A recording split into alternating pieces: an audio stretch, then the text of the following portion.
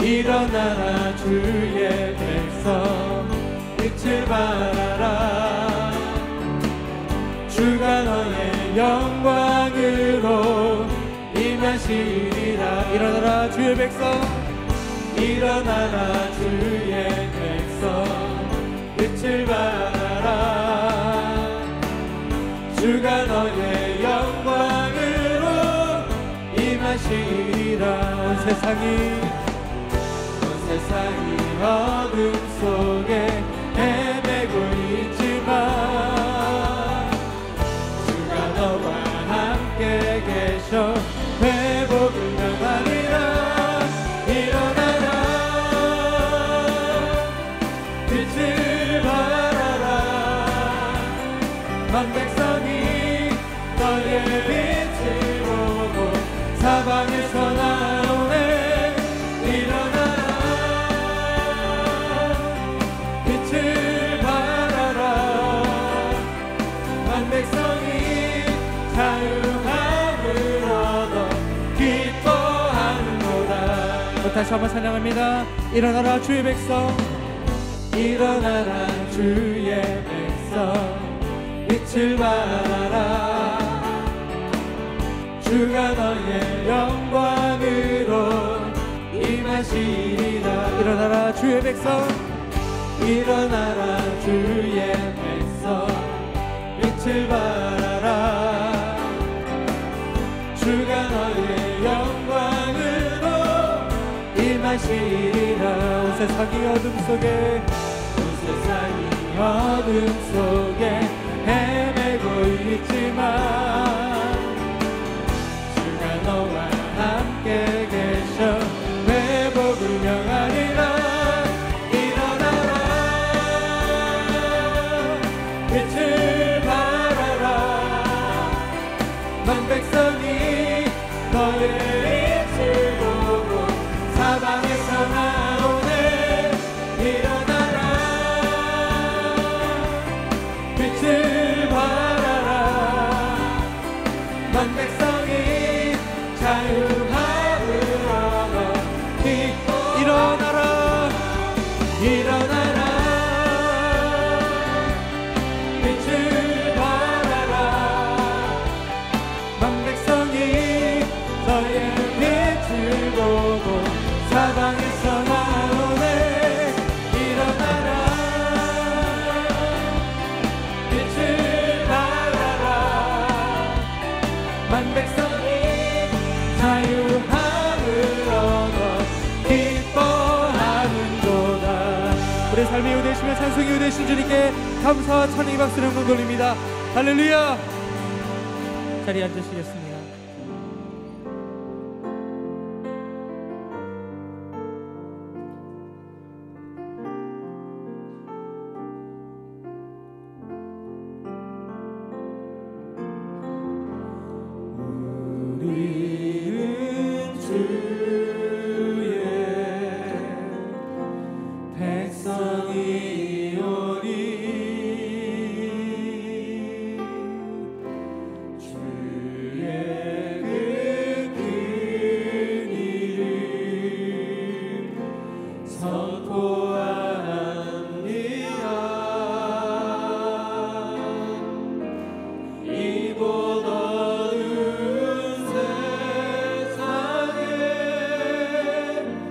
빛으로 부르셨네. 주의 얼굴 구할 때 역사하소서.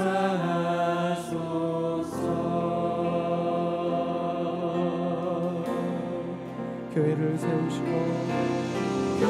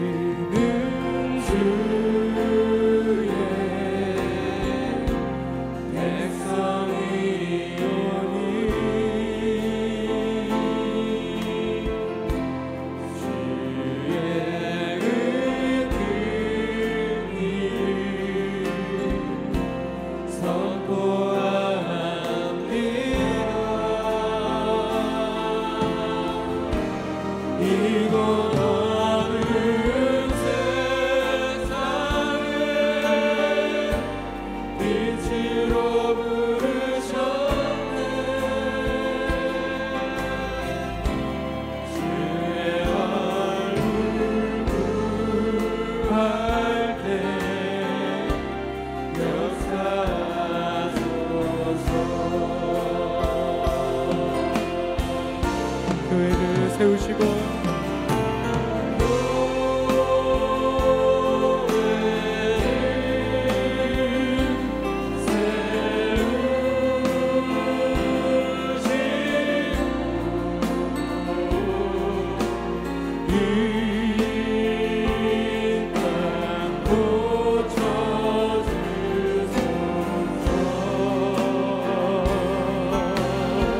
주님 나라 임하시고 주님 나라 임하시고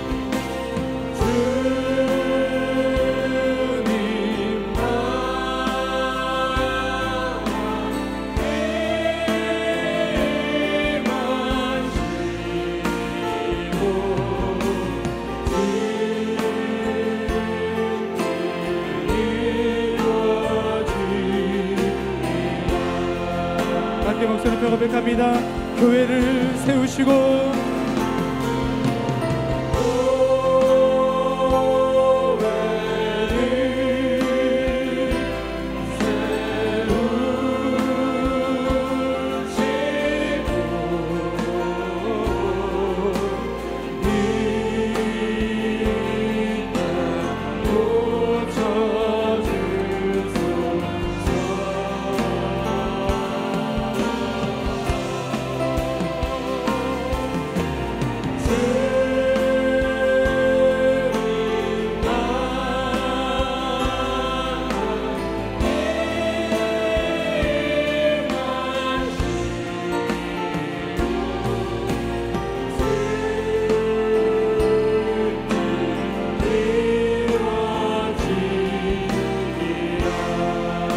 함께 고백합니다.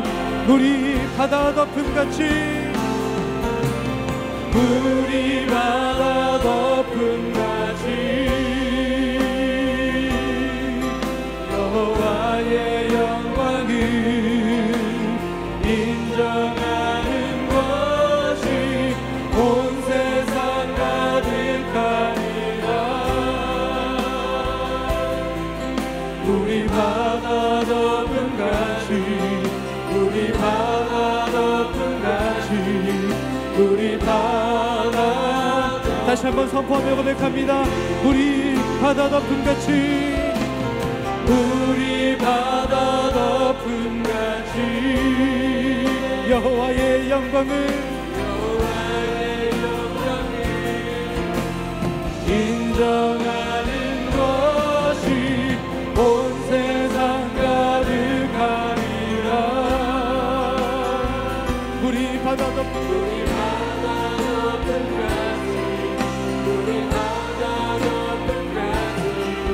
우리 바다 우리 목소리 앞에 다시 한번 고백합니다. 우리 바다 덮음같이 우리 바다 덮음같이 여호와의 영광을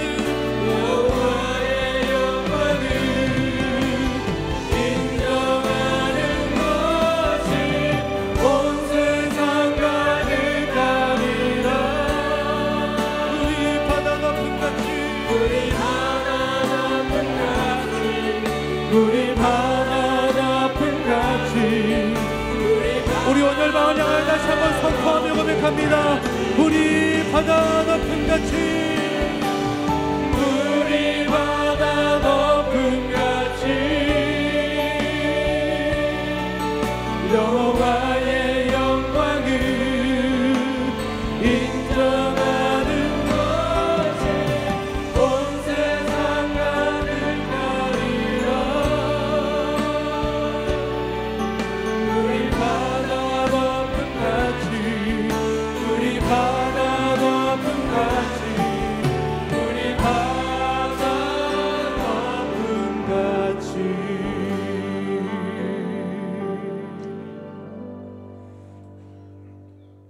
주님 감사합니다. 죄와 사망과 저주 가운데 있던 저희들을 위해 십자가를 지시고 당신의 몸을 단번에 들이심으로 말미암아 우리를 거룩하게 하셔서 의와 생명과 복된 삶으로 인도해 주신 주님께 감사와 영광을 올려드립니다. 살아계셔서 이 땅 가운데 당신의 나라를 회복하시는 좋으신 하나님 아버지, 당신의 외아들 예수 그리스도를 이 땅에 선교사로 보내셨고 지금도 하나님 보좌 우편에 앉아 계시며 하늘과 땅의 모든 권세로 땅끝까지 선교하시는 주님의 신실하심을 찬양합니다. 선교의 주체가 되신 주님, 온누리교회를 선교 공동체로 부르시고 77개국에 917명의 선교사들을 파송하게 하심에 감사드립니다. 사도행전적 바로 그 교회의 꿈을 꾸며 달려온 온누리교회의 역사가 선교의 역사였습니다. 하나님은 온누리교회의 선교의 주인이셨고 우리가 상상할 수 없었던 일들을 하게 하셨습니다. 사도행전 29장을 써내려가는 복음의 역사가 계속 이어지도록 축복하여 주시옵소서. 그리하여 하나님이 모든 나라와 민족과 백성 방언 가운데 영광과 찬송을 받으시는 그날까지 온누리 선교 행전이 이어지게 하여 주시옵소서. 선교사님 한 분 한 분 성령의 충만함을 주시옵시며 주님의 권능으로 일하게 하시고 복되게 하시어 모든 족속들이 그들로 말미암아 복을 받게 하여 주시옵소서. 또한 이 일들이 선교사님들만의 몫이 아니라 교회의 본질적 사명임을 깨달아 저희들도 선교에 동참하는 자들이 되게 하여 주시옵소서. 나라를 위하여 기도드립니다. 북한의 핵미사일 둘러싼 열강들의 갈등이 어느 때보다 높아진 이때에 오직 이 나라를 지키시며 선하게 인도하실 분은 오직 주님이심을 고백합니다. 저희들에게 닥친 위기를 넘어서게 하시며 남북으로 갈라진 이 땅이 회복되고 하나님의 기름 부으심이 충만했던 평양이 다시 주님을 예배하게 하여 주시옵소서. 통일된 이 나라의 교회들이 거룩한 성령의 불꽃으로 타올라 산 위의 동네처럼 하나님의 영광을 만방에 비추는 나라가 되게 하여 주시옵소서. 사랑하시는 주님, 그리스도께서 내 안에 내가 그리스도 안에 거하기를 간구하며 드리는 작은 예수 40일 새벽 기도회를 복되게 하사 그리스도와 함께 십자가에 못 박힌 삶으로 나아가게 하시며 내 안에 그리스도께서 사시는 인생으로 변화시켜 주시옵소서. 주의 몸된 교회를 섬기는 한 분 한 분 그 섬김과 헌신을 주님 앞에 올려드립니다. 작은 일이라도 충성하며 주님 앞에 신령과 진정으로 드리는 모든 수고가 향기로운 제물처럼 하나님을 기쁘시게 하실 것을 믿습니다. 저희 모두에게 성령의 충만함을 주시고 주님이 공급하시는 힘으로 사랑 가운데 연합하여 주신 은사들로 몸된 교회를 세워나가게 하여 주시옵소서. 또한 추운 이 계절에 힘써 우리 주변의 어려운 이웃들을 돌아보며 주의 사랑을 나누는 복된 계절이 되게 하여 주시옵소서.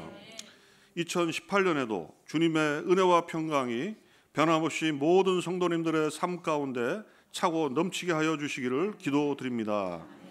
신기섭 목사님을 통하여 주의 말씀을 듣습니다. 말씀으로 저희 삶을 조명하여 주셔서 빛 가운데로 나아가는 복된 인생이 되게 하여 주시옵소서. 주드림 찬양팀의 찬양을 올려드립니다. 주님 홀로 영광받아 주시옵소서. 감사드리며 예수님 이름으로 기도합니다. 아멘.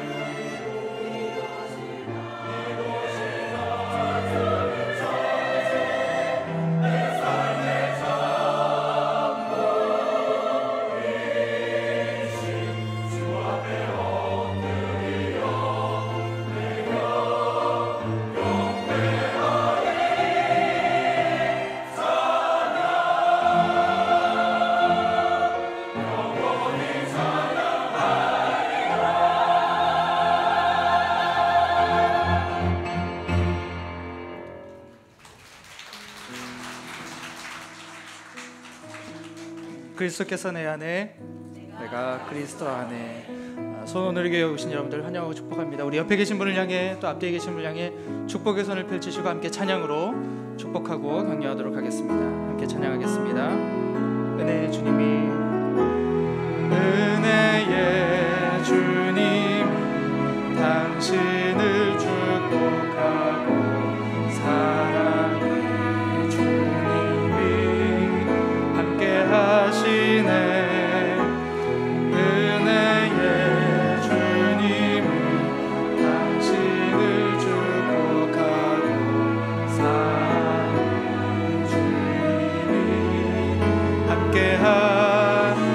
손을 가슴에 모으고 다시 한번 찬양합니다.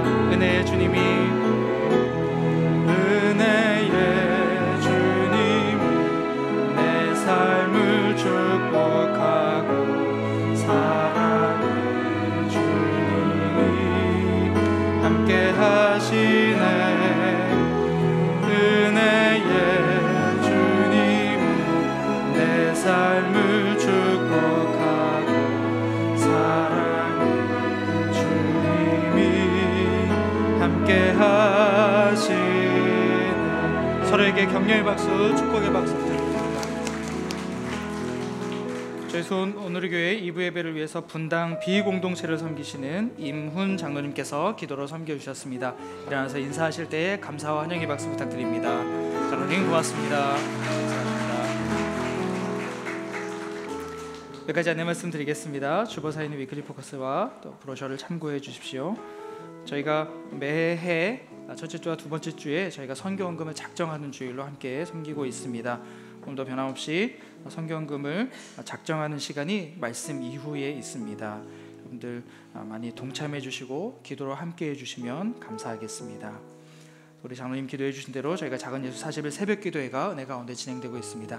이제 마지막 한 주 남았습니다. 끝까지 포기하지 않고 은혜 현장 가운데 함께 하시는 여러분 되기를 주님의 이름으로 축복합니다. 그런 의미에서 여러분 옆에 계신 분에게 마지막 다짐하는 목소리로, 비장한 목소리로 함께 얘기해 주십시오. 내일 새벽에 만나겠습니다. 이렇게 서로에게 좀 그렇게 해주십시오. 내일 새벽에 만나겠습니다. 네, 아까와는 사뭇 다른 목소리로 인사를 하셨습니다. 기타 여러 가지 모임과 안내들 또 소식들은 위클리 포커스와 또 오늘의 신문을 참고해 주시면 감사하겠습니다. 함께 말씀 보도록 하겠습니다. 오늘 우리에게 주시는 하나님의 말씀은 마태복음 28장 18절에서 20절까지 말씀입니다.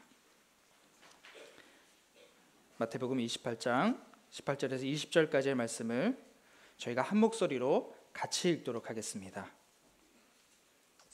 함께 읽겠습니다. 시작. 그때 예수께서 다가오셔서 그들에게 말씀하셨습니다. 하늘과 땅의 모든 권세가 내게 주어졌다. 그러므로 너희는 가서 모든 민족을 제자로 삼아 아버지와 아들과 성령의 이름으로 세례를 주고 내가 너희에게 명령한 모든 것을 그들에게 가르쳐 지키게 하라.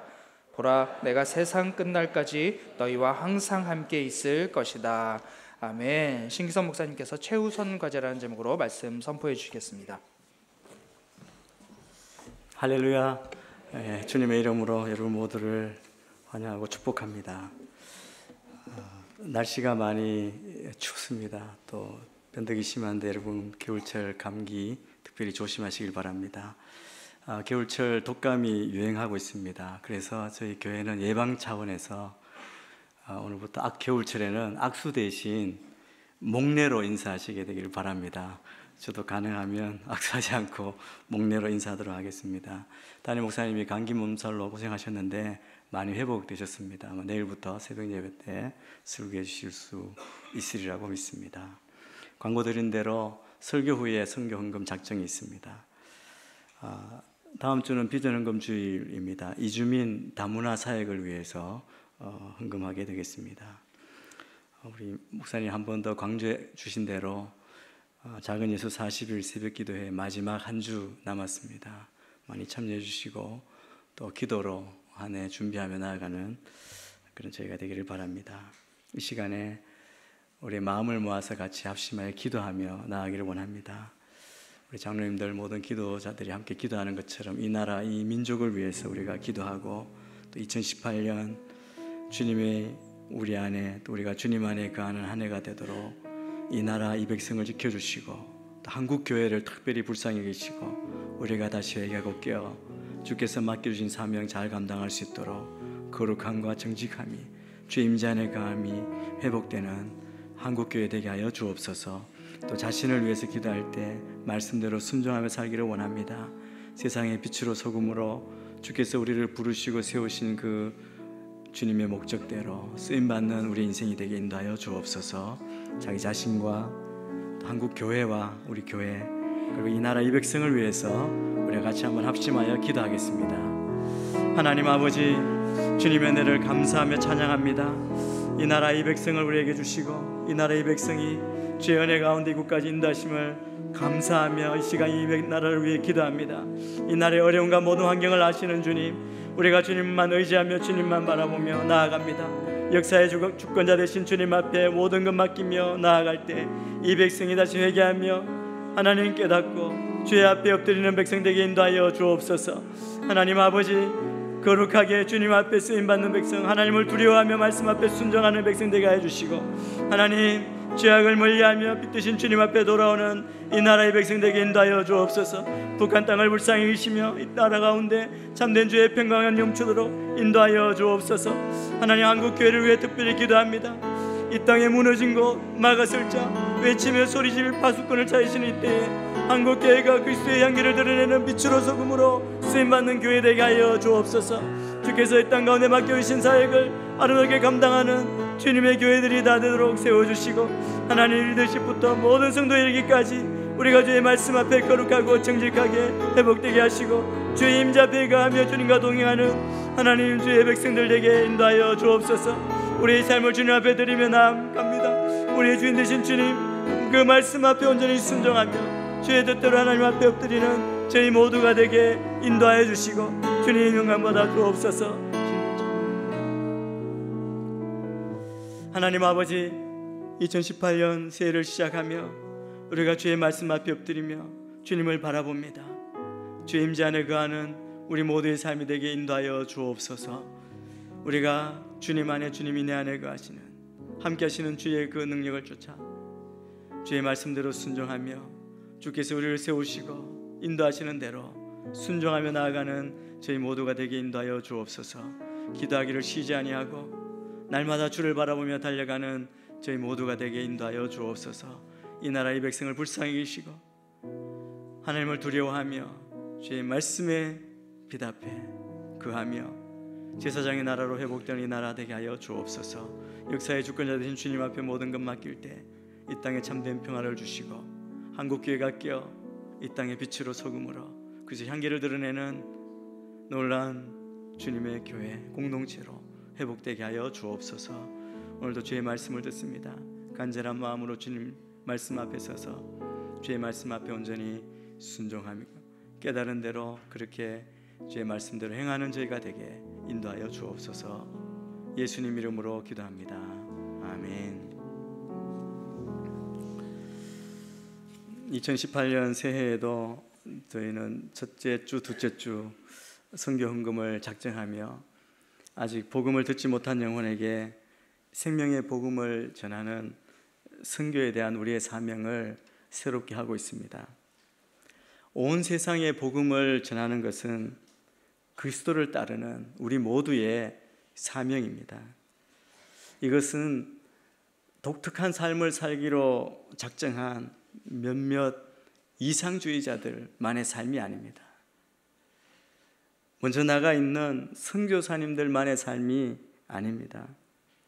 이 사명은 예수 그리스도께서 온 세상에 복음을 전하라고 명령하신 그 명령을 들은 모든 믿는 자들의 본분이고 사명이라고 할 수 있습니다.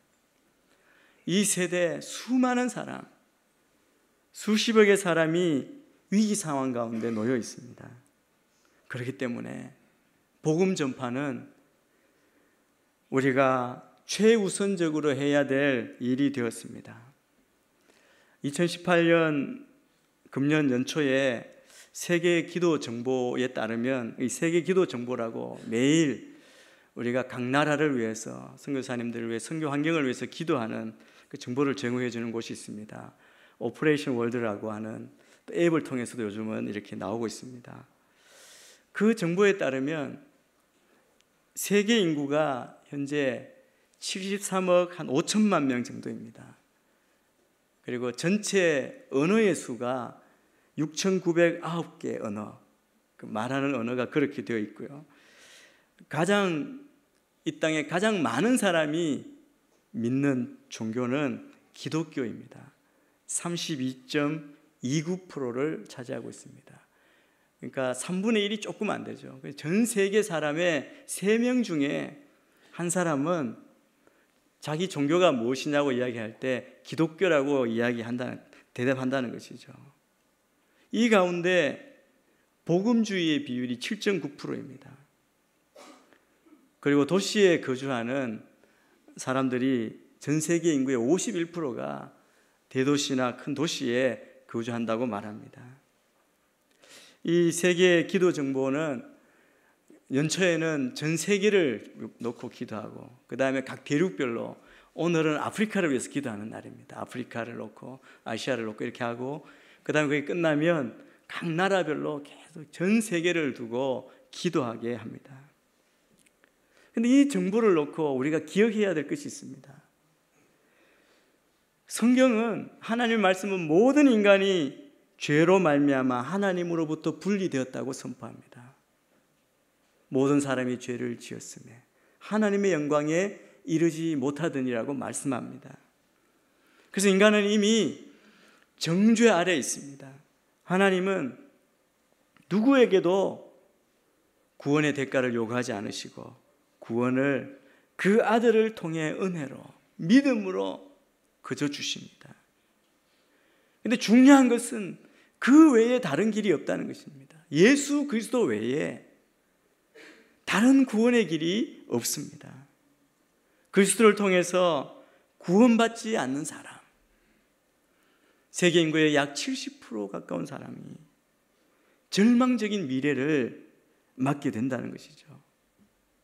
우리 믿는 모든 그리스도인은 이 사실을 깊이 생각해 보아야 합니다. 여러분 생각해 보십시오. 그리스도가 오셔서 하나님께로 가는 길, 구원의 길을 완성하셨고 이루어 놓으셨다는 그 사실을 모르는 채 인류의 70% 가까운 사람은 하나님으로부터 영원히 분리된 곳을 향해서 가고 있지 않습니까? 이 순간에도 듣지 못하고 알지 못하고 그 길로, 멸망의 길로 가고 있다는 겁니다. 그런데 그들이 복음을 모르는 것, 그게 누구의 책임입니까? 누가 그 책임을 질 것입니까? 이게 하나님의 책임입니까? 요한복음 3장 17절 말씀을 우리가 같이 한번 읽겠습니다. 요한복음 3장 17절 말씀 시작. 하나님께서 자신의 아들을 세상에 보내신 것은 세상을 심판하시려는 것이 아니라 그 아들을 통해 세상을 구원하시려는 것이다. 하나님의 마음은 그 아들 예수 그리스도를 통해서 이 땅에 보내셔서 이 땅을 심판하시려는 것이 아니라 그 아들을 통해 온 백성이 예수 그리스도를 믿고 구원을 얻게 하려는 계획, 뜻이 계시다는 겁니다. 이 말씀의 진실성은 십자가를 통해 이미 증명이 되었습니다. 십자가가 이 말씀을 증명해 주고 있습니다. 그렇기 때문에 우리는 하나님께서 우리의 할 일을 보여주실 때, 우리가 어떻게 살아야 할지 말씀하실 때 마음을 열고 우리가 받아들여야 할 줄 믿습니다. 저는 예수 그리스도를 영접하고 제 인생이 바뀐 사람입니다.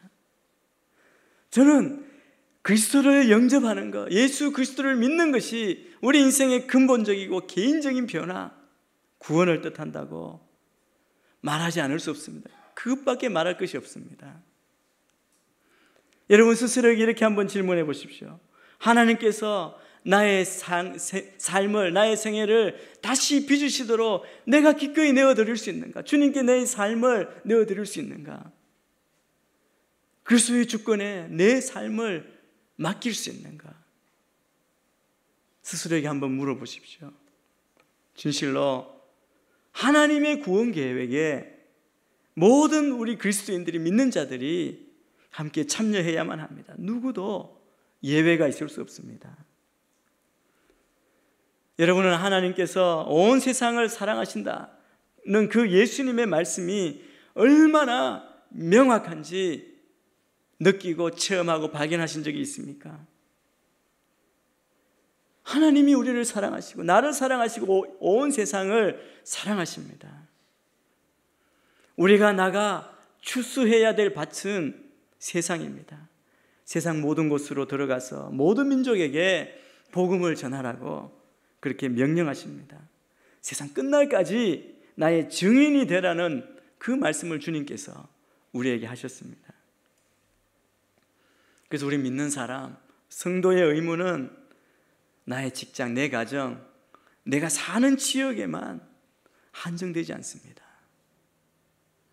그래서 여러분, 우리가 직접 가지 않을지라도 아까 말씀드린 기도 정보지를 통해 땅끝까지 내가 들어보지도 못한 그 나라를 위해서 그 땅을 보면서 그 사람을 위해 기도할 수 있는 것이고, 하나님이 나를 부르실 때 내가 언제든지 열어놓고 순종하는 자세로 달려갈 수 있습니다.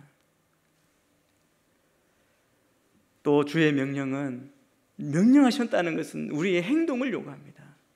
우리가 믿는다는 것은 주의 명령 앞에 행동하고 순종한다는 뜻이죠. 하나님의 일을 생각하는 사람이라면 하나님께서 원하시는 일을 하려고 할 것이 분명합니다.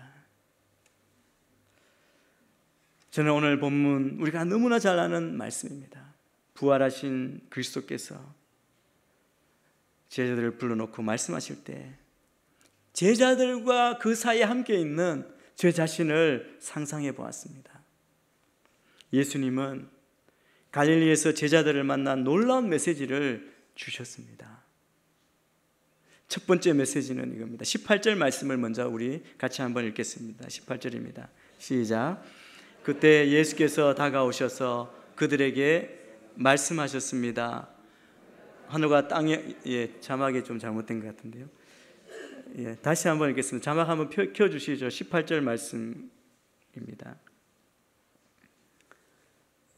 여러분 성경을 가지고 같이 읽으시면 좋겠습니다. 같이 읽겠습니다. 시작. 그때 예수께서 다가오셔서 그들에게 말씀하셨습니다. 하늘과 땅의 모든 권세가 내게 주어졌다. 첫째 주님이 제자들에게 하신 말씀은 이겁니다. 예수님 자신이 하늘과 땅의 모든 권세를 가지신 분이라는 사실을 선포하신 것입니다. 여러분, 이것이 굉장히 중요합니다. 이제 부활하셔서 땅의 권세만이 아니라 하늘의 권세까지 모두 가지셨다고 선언하시는 겁니다. 그리고 두 번째 메시지는 19절, 20절 말씀에 있습니다. 19절, 20절 말씀도 우리 같이 한번 읽겠습니다. 시작. 그러므로 너희는 가서 모든 민족을 제자로 삼아 아버지와 아들과 성령의 이름으로 세례를 주고 내가 너희에게 명령한 모든 것을 그들에게 가르쳐 지키게 하라. 보라, 내가 세상 끝날까지 너희와 항상 함께 있을 것이다. 하늘과 땅의 모든 권세를 가지신 분께서 주신 명령, 가서 모든 민족으로 제자를 삼아 아버지와 아들과 성령의 이름으로 세례를 주고 내가 너에게 분부한 모든 것을, 명령한 모든 것을 가르쳐 지키게 하라고 명령하셨습니다. 이 명령 안에 우리가 믿는 기독교의 모든 명령이 다 들어있습니다. 우리가 이 명령 하나를 우리의 일생 가운데 성취한다면 우리는 하나님의 뜻을 다 이루는 것입니다. 그만큼 중요한 명령입니다. 그래서 우리는 이 명령에 별명을 붙였죠. 지상 최대의 명령, 지상 명령, 가장 위에 있는 명령이라고 그렇게 말합니다. 그런데 여러분, 이 명령이 누구에게 주어졌습니까? 갈릴리에서 제자들. 한 명은 예수를 배반하고 탈락한 11명의 제자. 이 명령이 의심하는 사람들에게 주어졌다는 겁니다. 불완전한 사람에게 주어졌습니다.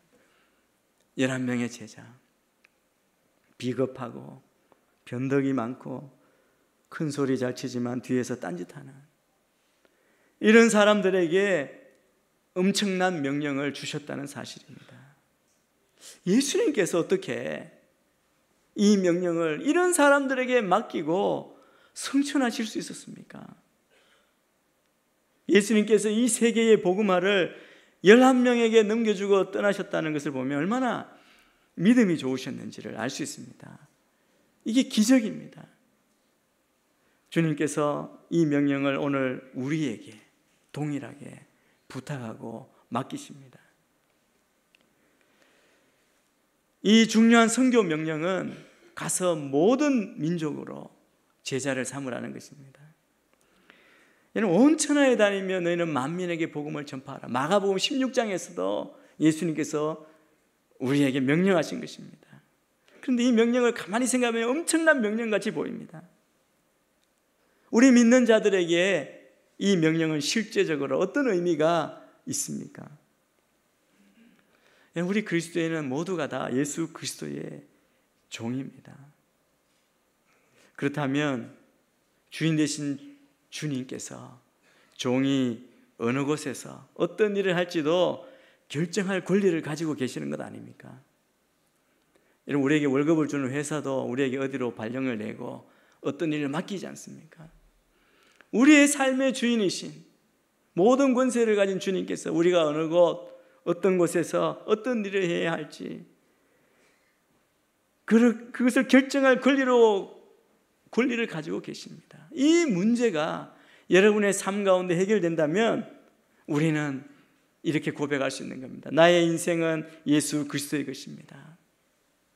나는 그리스도를 내 삶의 주인으로 모셨습니다라고 말하고 이 말한 것을 실행할 수 있을 것입니다. 그리스도의 주 되신 예수 그리스도의 주권을 우리가 받아들일 때 비로소 우리 인생에 하나님이 인도하시는 하나님의 인도하심의 문이 열리게 되는 사실을 서서히 깨닫게 될 줄 믿습니다.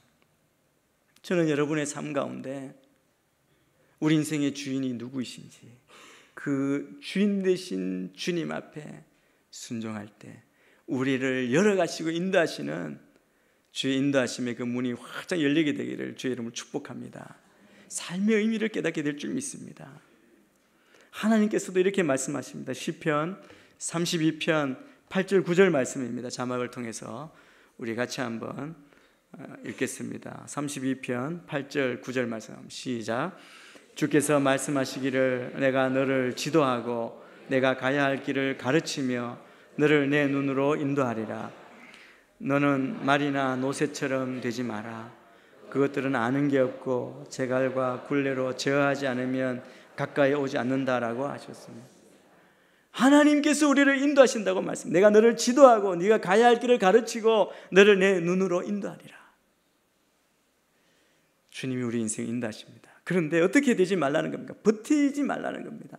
말이나 노새처럼 되지 말라고 말합니다.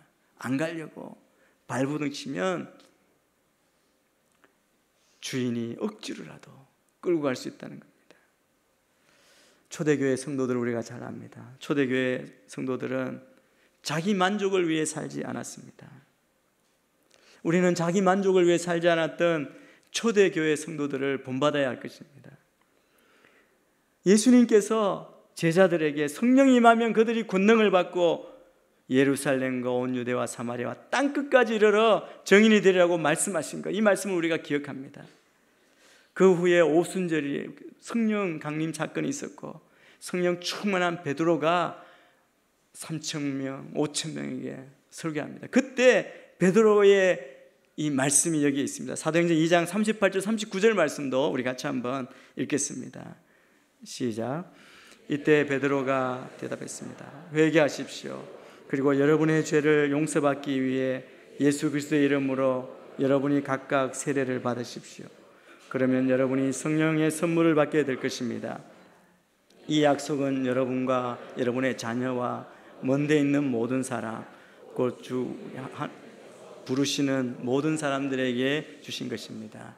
베드로가 뭐라고 말합니까? 성령 충만해서 그들에게 일어난 사실을 궁금해하는 자들에게 회개하라고, 그리고 죄를 용서받기 위해 예수 그리스도의 이름으로 세례를 받고, 그러면 세례를 받으면 여러분의 성령이 임하게 될 것이고, 이 약속은 여러분 그리고 여러분 자녀뿐 아니라 멀리 있는 사람, 우리 주 하나님께서 부르시는 모든 사람에게 주신 것이다라고 말씀합니다. 베드로의 이 말씀 가운데에도 보면 지금도 여전히 수십억의 구원받지 못한 사람들의 절망적인 상태를 바라보고 있다는 사실입니다. 이 말씀 성령 충만해서 뜨겁게 복음을 전하고 부흥이 일어날 때 그 약속하신 말씀을 들었지만 그들이 말씀대로 움직이지 않았습니다. 그때 사도행전 8장에 보면 그 교회에 핍박이 일어나서 사도행전 1장에 말한 것처럼 예루살렘뿐 아니라 유대와 사마리아와 땅끝까지 흩어져서 복음을 전하게 되는 것을 보게 됩니다. 여러분, 실제적으로 우리의 상황을 놓고 한번 생각해 보십시오. 아직도 여전히 복음을 듣지 못한 많은 사람들이 있는, 우리 주변에도 있는데, 여러분, 이 나라는 전 세계 평균에도 미치지 못하는 그리스도인들이 있습니다. 이러한 상황을 변화시키기 위해 여러분과 제가 할 수 있는 일이 무엇이 있습니까? 하나님의 명령에, 하나님의 부르심에 따르실 준비가 되어 있습니까? 내가 누구를 보내며 누가 우리를 위해 갈고 하시는 그 하나님의 음성을 들을 때 여러분은 주여 제가 여기 있나이다, 나를 보내소서, 그렇게 대답하겠습니까? 일반적으로 우리 그리스도인들이 그리스도의 명령을 현실과는 관계가 먼 것으로 생각하는 이유가 무엇입니까? 그 이유가 어디에 있습니까? 그것은 우리의 이기심과 불순종 때문입니다. 한 예화가 있습니다. 이 태도에 대한 예화인데, 부유한 부부를 모시고 가던 한 운전기사의 태도와 아주 유사합니다. 제가 옛날에 이 예화를 듣고 사실 큰 충격을 받고 제 삶의 목적이 무엇인가를 생각했습니다. 이 부부를 모시고 운전기사와 함께 여행을 떠났습니다. 여행 중에 먼 길을 가다가 사막에서 길을 잃었습니다. 외진 곳에서 자동차마저 고장이 나서 길을 찾을 수가 없었습니다. 운전기사는 매일 자동차 밑에서 시간을 보냈습니다. 그러나 차를 움직이게 할 수 없었습니다. 뜨거운 날씨에, 사막 날씨에 남편이 죽고 그 아내도 곧 죽었습니다. 후에 수색대가 이르렀는데 놀랍게도 운전기사는 살아 있었습니다. 그는 매일 차 밑에서 냉각수를 마셨기 때문에 생존할 수 있었습니다. 그러면서도 그 죽어가는 부부에게 그것을 조금도 나눠주지 않았기 때문에 그들은 죽을 수밖에 없었던 겁니다. 그 운전기사의 죄가 무엇이었습니까? 그는 곧 죽게 될 사람에게 물을 나눠주지 않고 자신만 돌보고 있었습니다. 이 사실이 충격적으로 다가오지 않습니까? 그를 살인자라고 할 수 있습니까? 저 역시 수많은 사람이 생명수가 없이 죽어가고 있는 줄 알면서도 그 생명줄을 나만을 위해서 움켜쥐고 있지 않습니까? 예수님이 이렇게 말씀하십니다. 나의 주는 물은 그 속에서 영생하도록 솟아나는 샘물이 되리라. 복음을 전하는 것, 선교는 삶과 죽음의 문제입니다. 우리의 삶의 기초, 여러분 많은 것을 계획하시죠. 2018년 여러분이 어떻게 살 것인가 계획하실 겁니다. 여러분 인생의 5년, 10년의 목표, 계획이 있을 것입니다. 무엇을 기초로 하십니까? 여러분, 그리스도의 말씀이 우리의 삶의 계획의 기초가 되어야 합니다. 우리는 하나님의 지혜로 인도를 받아야 승리하는 삶을 살 수 있습니다. 그래서 하나님은 우리 각 사람이 하나님의 부르심에 응답하기를 원하십니다. 우리가 그리스도를 따른다면 그리스도께서 그렇게 중요하게 생각하는 일, 가장 중요하게 명령하신 그 일을 무시할 수가 없을 겁니다. 성경은 우리가 이 땅 가운데 한 일을 반드시 주님 앞에서 고할 날이 있다고 말씀합니다. 우리가 그 시간이 오기 전에 우리의 길을 바꿀 수 없을까요?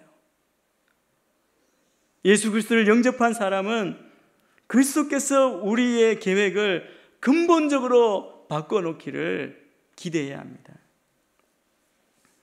우리는 우리 생애를 전적으로 완전하게 그분의 뜻에 맡겨야 합니다. 여러분, 하나님께 맡길 때 전적인 의뢰, 전적인 신뢰가 아니면 하나님께서 기쁘게 받으시지 않습니다. 예수님은 우리 마음의 깊은 동기를 시험하십니다. 그래서 우리의 할 일은 전적으로 그분을 따르고 순종하는 겁니다. 그렇게 할 때 하나님의 구원 계획 안에 준비된 나의 역할, 각자의 역할이 무엇인지 알게 될 것입니다. 우리의 신앙생활, 우리의 믿음을 무엇으로 알 수 있습니까? 우리의 행동입니다. 우리의 행동은 우리의 믿음을 분명하게 증명해 주어야 합니다. 교회가 왜 존재합니까? 그리스도인들이 이 세상에 존재하는 이유가 무엇입니까? 사도 바울은 자기의 인생의 목적을 이야기할 때 자기 인생에 대해서 이렇게 이야기했습니다. 빌립보서 1장 23절, 24절 말씀을 우리 같이 한번 읽겠습니다. 시작. 나는 둘 사이에 끼어 있습니다. 나로서는 몸을 떠나 그리스도와 함께 사는 삶이 훨씬 더 좋습니다. 그러나 여러분을 위해 내가 육신에 머무는 것이 더 필요하다고 생각합니다. 바울이 이 말이 어떤 뜻인지 아십니까? 바울은 이런 말이죠.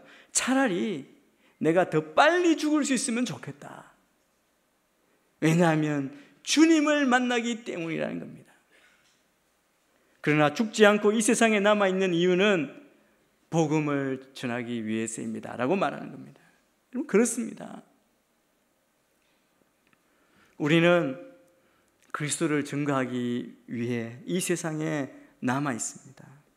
많은 사람들이 세상에서 오래 살기를 원합니다. 이 세상에서 행복하게 살기를 원합니다.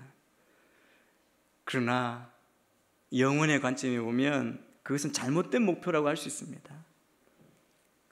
우리가 이 세상에서 생명을 연장하여 살고 있는 유일한 목표, 그 유일한 목표는 그리스도를 전하기 위해서입니다. 여러분, 우리는 이미 구원을 받은 사람이기 때문에, 영생을 사는 사람이기 때문에 이 세상에 오래 살아야 될 이유가 없습니다. 어떻게 보면 바울처럼 죽는 것이 더 좋다고 말할 수 있습니다. 그러나 하나님께서 우리를 이 땅에 남겨두신 이유, 2018년 현재를 살아가게 하신 이유는 주님의 명령, 선교 명령을 성취하기 위해서입니다. 그래서 우리 인생의 결혼도, 사업도, 건강도, 오래 사는 것도 가서 모든 민족으로 제자를 삼으라고 하시는 명령을 성취하기 위해서라는 것입니다. 그래서 우리의 삶의 목적이 그리스도를 영화롭게 하는 것이라고 그렇게 고백하지 않습니까? 그런데 이 명령 앞에 우리가 서서 우리 자신을 보면 이 명령은 우리가 감당할 수 없는 그런 명령입니다. 교회가 감당할 수 없는 내용의 명령입니다. 그러나 예수님은 승천하시면서 이 명령을 행할 수 있는 힘을 주시겠다고 약속하셨습니다. 몇 번 언급한 사도행전 1장 8절 말씀입니다. 우리 같이 한번 사도행전 1장 8절 말씀 같이 읽겠습니다. 시작. 그러나 성령께서 너희에게 오시면 너희가 권능을 받고 예루살렘과 온 유대와 사마리아와 땅끝까지 이르러 내 증인이 될 것이다. 선교는 교회가 하는 것이 아닙니다. 교인들이 하는 것도 아닙니다. 하나님이 하시는 것입니다. 누구를 통하여 하십니까? 우리를 통해, 우리의 순종을 통해 선교하는 것입니다. 여러분이 믿음과 순종을 하나님께 내어놓기만 하면 여러분을 통하여 이 세계를 변화시키시겠다는 것입니다. 하나님은 우리를 통해 세계를 변화시키기를 원하십니다. 이것이 선교 명령입니다. 그리고 이것이 우리의 최우선 과제입니다. 우리가 죽는 것이 분명한 사실인 것처럼 남아있는 우리의 생애에서 마지막으로 유일하게 감당해야 될 목적과 사명은 바로 이것입니다. 병들었든지 건강하든지 부자이든지 가난하든지 능력이 있든지 없든지 우리 모두는 복음 전파, 선교를 위해 존재하는 것입니다. 그런데 이렇게 명령하신 주님께서 세 번째 놀라운 말씀을 덧붙여 주십니다. 주님이 이렇게 말씀하는 겁니다. 그것은 네가 감당할 수 없는 명령이다. 네가 인간적으로는 도저히 이행할 수 없는 명령이다. 그렇지만 걱정하지 마라. 세상 끝날까지 내가 너와 함께 있을 것이다. 얼마나 놀라운 메시지입니까? 보라, 내가 세상 끝날까지 너희와 항상 함께 있을 것이다. 오늘 주님은 인간이 감당할 수 없는 엄청난 하늘의 명령, 최대의 명령, 죄의 명령, 인간의 역사를 근본적으로 둘로 갈라 놓을 수 있는 명령을 우리에게 주신 겁니다. 죽음이냐 생명이냐 멸망이냐를 가를 수 있는 명령을 우리에게 주신 것입니다. 이렇게 말씀합니다. 걱정하지 말라. 네가 정말 이 명령이 하나님으로부터 온 말씀인 줄 믿고 순종하고 앞으로 나아가기만 하면 너의 생애가 형통할 것이다. 모든 것을 다 허락할 것이다.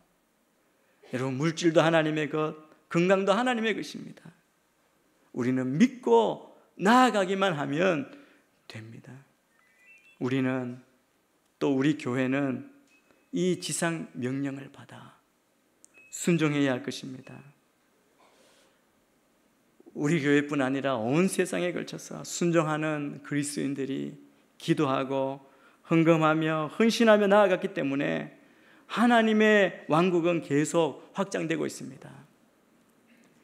선교 기도 정보를 보니까 세계 기독교 인구가 증가하고 있다는 거예요. 우리 피부로는 오히려 감소하는 것처럼 느끼는데 세계 기독교 인구는 증가하고 있대요. 특별히 어디에 부흥이 일어나고 있느냐 하면 아프리카와 남미 또 아시아 일부 지역, 복음이 전혀 듣지 않은 곳에 우리 선교사님들이 가서 수고하고 헌신해 그곳에 부흥이 일어나고 있습니다. 오히려 서방은 정체되거나 감소하고 있고, 그래서 기독교는 더 이상 서양의 백인들의 종교가 아닙니다.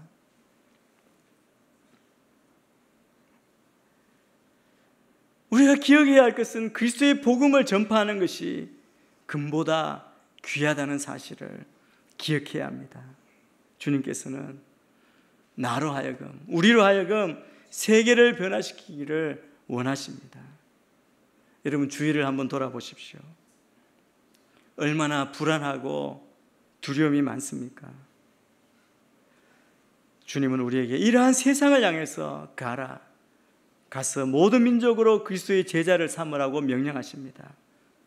그리스도께서 내 안에, 내가 그리스도 안에 이 표를 가지고, 여러분, 이 표가 의미하는 것이 무엇인지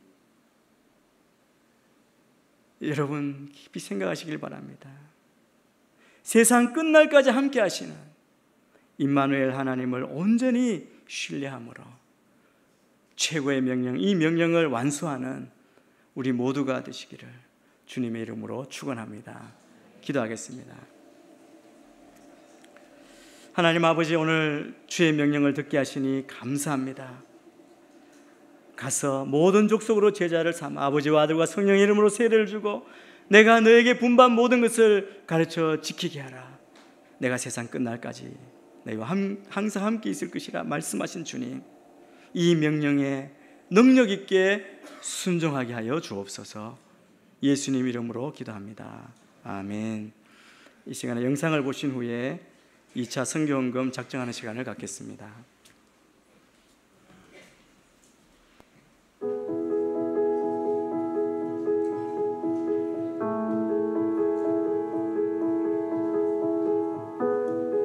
제가 몽골에 있을 때 보고 믿는 사람이었습니다. 하나님이 저한테 전국 가는 길이 저한테 보여줬습니다. 그때 제가 많이 놀랐습니다. 목사님한테 물어봤는데 저는 하나님이 선택한 사람이에요. 선의로운 하나님 만났습니다. 누나가 응급실에 가려고 저한테 아빠가 얘기했어요. 그래서 제가 누나한테 전화했어. 누나, 예수님 믿으면 누나 위 고쳐줄 수도 있어. 예수님 믿어라 라고 제가 기도했어요. 전화로. 기도했는데 갑자기 누나가 번이 없어지고 선의로운 하나님이 받아들였습니다. 어머님, 우리 아버지, 누나 도면 조카, 그리고 남동생도 예수님 믿었습니다. 네, 교회 다니고 있어요. 하나님이 저한테 복음 전하는 마음을 주셨습니다. 제가 복음 전하면 좀 너무 기뻐요. 우리 가족들과 함께 선교사로 가는 마음이 있습니다.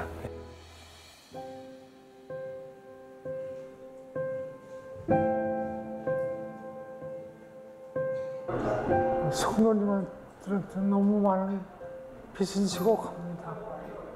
몸을 선교사로 사용해 주시고 또 성도님들과 함께 선교를 위해서 기도할 수 있게 해주신 것 감사드리면서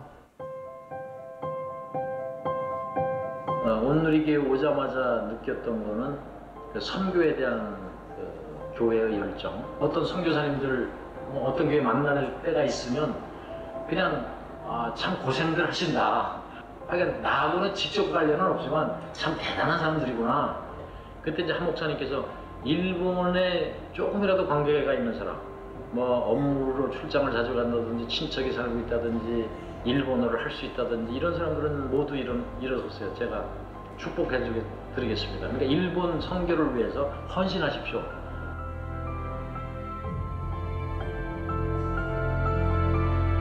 저는 이제 선교사로서 첫 번 발을 디디고 들어갔을 때는 정말 열정으로 갔던 것 같아요. 근데 제가 이제 폐암사기라는 얘기가 판정이 나고 연락했을 때는 오히려 감사하다 생각을 하는데 제가 이렇게 약해지니까 그 사람들이 제가 생각했던 것 이상으로 강해지는 거예요. 점점 약해져가지고 뭐 사역도 못하면서 그 힘든 육체를 가지고 건강 유지하는 것보다는 그냥 똑같이 사역하다가 어느 날 도저히 견딜 수 없는 때가 올 때는 하나님께서 갑자기 부르시면 좋겠다 이런 생각을 하고 있습니다.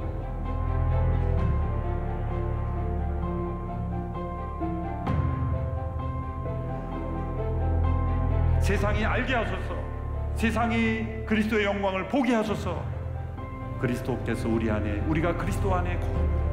세상이 우리를 통해 그리스도의 영광을 보게 되고 알게 되고 믿게 되는, 우리가 누리는 이 믿음의 축복을 세상도 누리게 되는 것, 이 예수님의 선교의 기도에 우리가 아멘으로 응답하는 우리 모두가 되기를 축원합니다.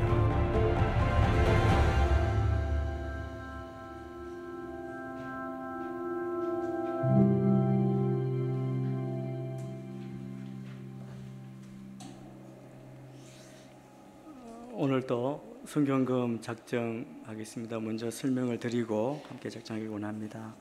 금년도도 저희에게 은혜를 주셔서 많은 선교사님들을 후원하기를 원하고 저희 작정 목표는 120억입니다. 지난주에도 많은 분이 헌신해 주셔서 신문에 보시면 귀한 헌금이 모아지고 또 귀하게 사용될 줄 믿습니다. 그 내용을 보시면 되겠습니다. 오늘 또 주보를 한번 펴보시죠. 주보를 보시면 두 개가 있습니다. 작정서와 재능기부 신청서가 있는데 먼저 작정서를 한번 꺼내 보시길 바랍니다. 작정서를 꺼내서 한번 펼쳐 보십시오. 혹시 작정서가 없거나 볼펜이 없으신 분은 손으로 표시해 주시면 예배위원이 가져다 드리겠습니다. 또 지난주에 하신 분들도 같이 펴서 같이 기도하는 마음으로 한번 보시길 바랍니다. 먼저 CMS 작정입니다. 작정서를 펼치면 맨 왼쪽이 CMS 신규 작정입니다.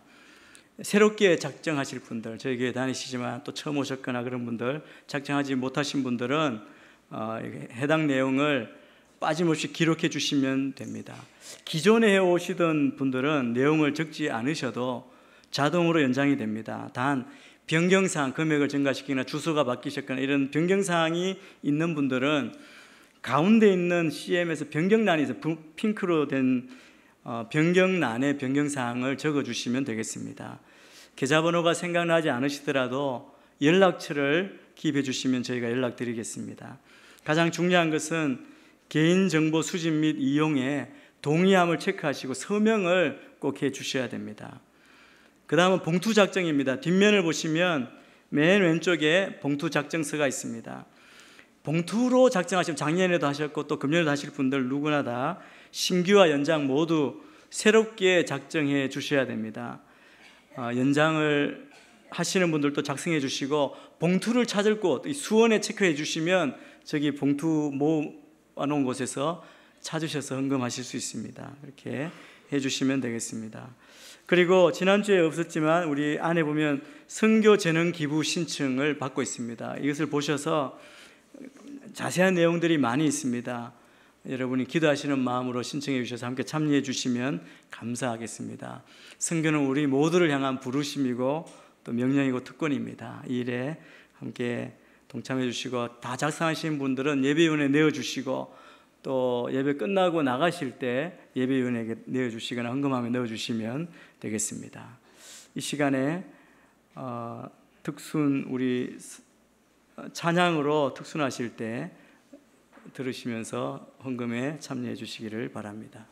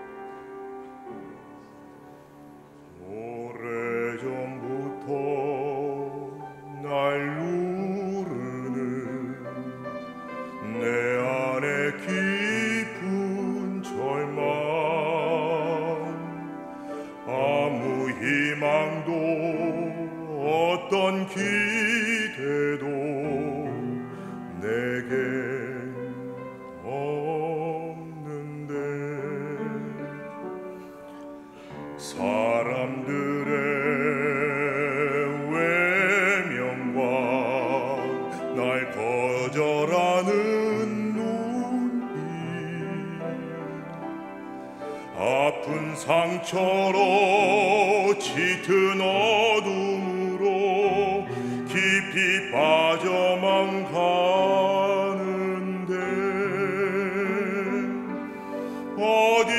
어디선가 내게 들리는 하나님 아들 주님 이야기 그분이라면 자락이라도 내 마지막 소원이니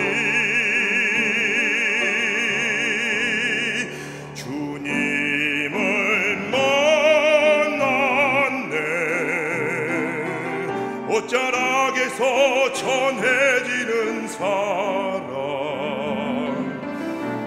내게 임한 주님의 능력 날 누르는 아픔의 근원을 고치셨네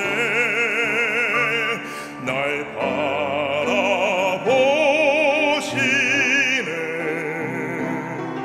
나의 연약함 주님은 아시네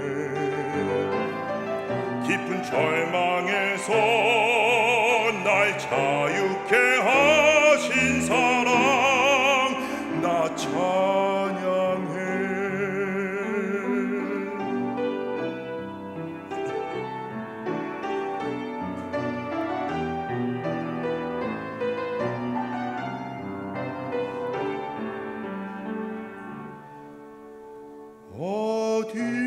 어디선가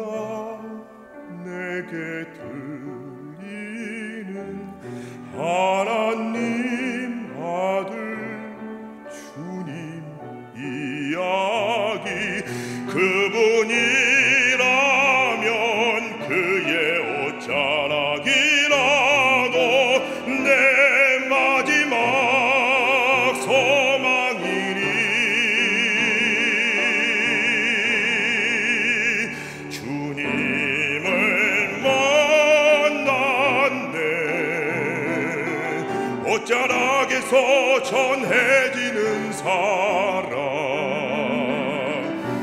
내게 임한 주님의 능력 날 누르는 아픔의 근원을 고치셨네 날 바라보시네 나의 연약함 주님은 아시네 깊은 절망에서 날 자유케 하신 사랑 나 찬양해 깊은 절망에서 날 자유케 하신 사랑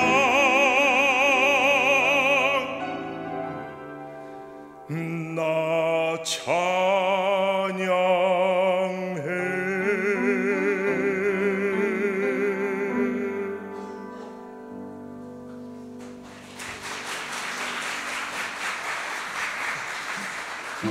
함께 자리에서 일어나셔서 봉헌 찬양 주님 앞에 드리도록 하겠습니다. 주의 손에 나의 손을 보게고 또 주의 발에 나의 발을 보게요 나 주와 함께 죽고 또 주와 함께 살리라 영원토록 주 위에 살리라 주의 손에 나의 손을 보게고 또 주의 발에 나의 발을 보게요 나 주와 함께 죽고 또 주와 함께 살리라 영원토록 주 위에 살리라 주 위에 살리라. 살아계신 하나님, 우리에게 귀한 물질을 주셔서 감사합니다. 하나님의 그 크신 은혜에 감사하며 우리에게 주신 물질 가운데 귀한 것을 구별해 하나님께 드립니다. 각종 제목의 헌금들 이 물질과 함께 우리의 삶을 드릴 수 있도록 역사하여 주시옵소서. 주님께 모든 것 감사드리며 지금 이 시간 우리 주 예수 그리스도의 은혜와 하나님의 크신 사랑과 성령님의 교통하심과 역사하심이 복음을 듣지 못한 많은 사람들에게 그 죽어가는 영혼들에게 세상 끝날까지 우리와 함께 하시겠다 약속하신 예수 그리스도의 그 복음의 생명수를 전하는 것에 우리 인생의 최우선 과제로 삼기로 이 시간 결정하는 이 자리에 모인 모든 성도들과 그 가정 위에 학업과 생업 위에 또 병상 가운데 있는 성도들 위에 열방에 흩어져 있는 모든 선교사님들과 그 가정 위에 사역 위에 저 북녘 땅을 포함한 이 나라 이 민족 위에 온 열방 가운데 지금부터 영원토록 함께 하시기를 간절히 축원하옵나이다. 아멘.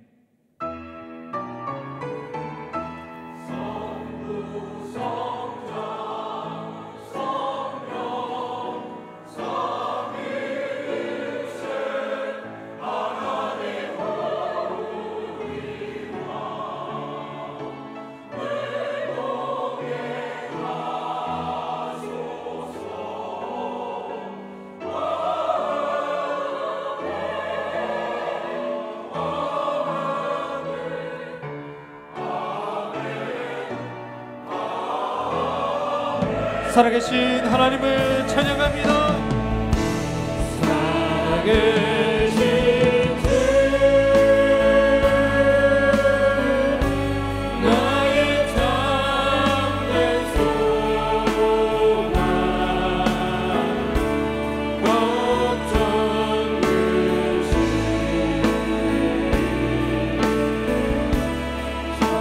찬양